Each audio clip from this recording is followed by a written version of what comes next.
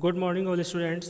तो जैसा कि आप सभी जानते हैं 8th क्लास साइंस में आपका चैप्टर चल रहा है क्रॉप प्रोडक्शन यानी फसल का उत्पादन।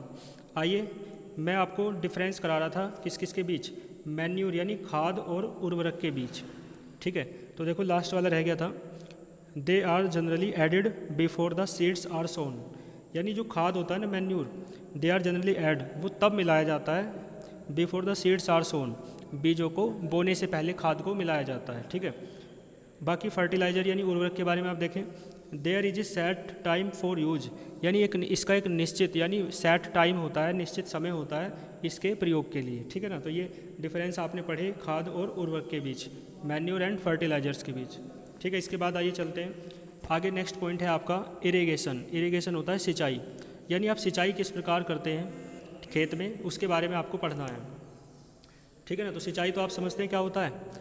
देखो, the process of supplying water, water को सप्लाई करने का जो प्रोसेस है टू क्रॉप्स, फसल को, वो क्या कहलाता है, इरिगेशन कहलाता है, सिंचाई कहलाता है। Water is important for proper growth and development of flowers, fruits and seeds of the plants. देखो वाटर जो है ना इम्पोर्टेंट है, यानी जल बहुत उपयोगी होता है, महत्वपूर्ण होता है, फॉर प्रॉपर ग्रोथ, अच्छी वृद्धि के लिए, उत्तम वृद्धि के लिए, उचित वृद्धि के लिए, एंड डेवलपमेंट और विकास के लिए, ऑफ किसका विकास, ऑफ फ्लावर्स यानी फूलों के, है ना, फ्रूट्स यानी फलों के, एंड सीड्स और बीजों के, प्लांट्स माने पौधे के, यानी पौधे के फूलों फलों और बीजों के अच्छी वृद्धि और विकास के लिए कौन महत्वपूर्ण होता है, जल अत्यधिक महत्वपूर्ण होता है। ठीक है, इसके बाद देखो, प्लांट्स कंटेन नियरली 90% वाटर, तो जो पौधे होते हैं वो 90% क्या रखते हैं, 90% क्या रखते हैं, वाटर रखते हैं, कंटेन माने रखते हैं। वाटर इज इसेंशियल, वाटर जो है इसेंशियल है, इसेंशियल समझते हैं आप, आवश्यक है, because germination of seeds does not take place under dry conditions.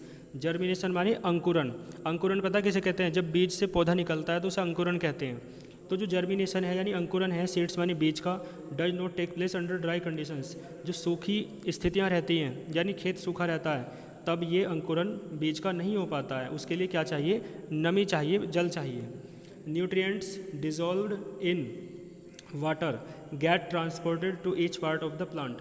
तो जो न्यूट्रिएंट्स होते हैं, जो पोषक तत्व होते हैं, डिजॉल्व्ड माने जो घुले हुए होते हैं, इन द वाटर जो जल में घुले हो जाते हैं, get transported to each part of the plant, तो यानी जल के द्वारा ही जो पोषक तत्व हैं, ट्रांसपोर्टेड माने वो एक स्थान से दूसरे स्थान तक, यानी ईच पार्ट माने प्रत्येक भाग तक, प्लांट माने पौधे के प्रत्येक भाग तक वो जा पाते हैं जल के द्वारा ही। ठीक है ना, वाटर आल्सो प्रोटेक्ट्स, वाटर माने जल, आल्सो माने भी, प्रोटेक्ट्स माने रक्षा करता है, द क्रॉप्स यानी क्रॉप्स माने क्या है, फसल की, फ्रॉम बोथ दोनों से, दोनों किस किस से, फ्रॉस्ट, फ्रॉस्ट माने कोहरे से रक्षा करता है एक तो, यानी जो जल है ना फसल की रक्षा करता है किस किस से, एक तो कोहरे से, एंड हॉट एयर करंट्स, और जो गर्म हवाएं चलती हैं, ठीक है ना, जिन्हें आप लू कहते हैं, उनसे बचाता है।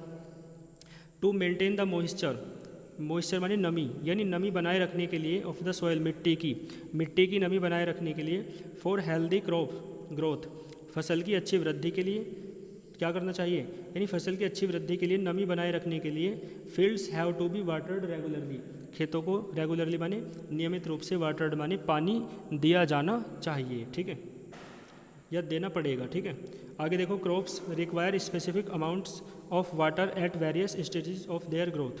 तो जो क्रॉप्स माने फसल हैं, रिक्वायर माने उन्हें आवश्यकता होती है, स्पेसिफिक अमाउंट ऑफ वाटर यानी जल की एक निश्चित मात्रा की उन्हें आवश्यकता होती है, at various stages of their growth, उनकी वृद्धि के अलग अलग स्टेजेस पे, अलग अलग स्तरों पे उन्हें अलग अलग प्रकार से जल की आवश्यकता होती है। ठीक है ना, फॉर एग्जाम्पल उदाहरण के लिए, ए पैडी क्रॉप, एक जो धान की फसल होती है, रिक्वायर्स कंटिन्यूस इरिगेशन, रिक्वायर्स माने उसे आवश्यकता होती है, कंटिन्यूस इरिगेशन माने लगातार सिंचाई की आवश्यकता होती है धान की फसल को, आप जानते हैं।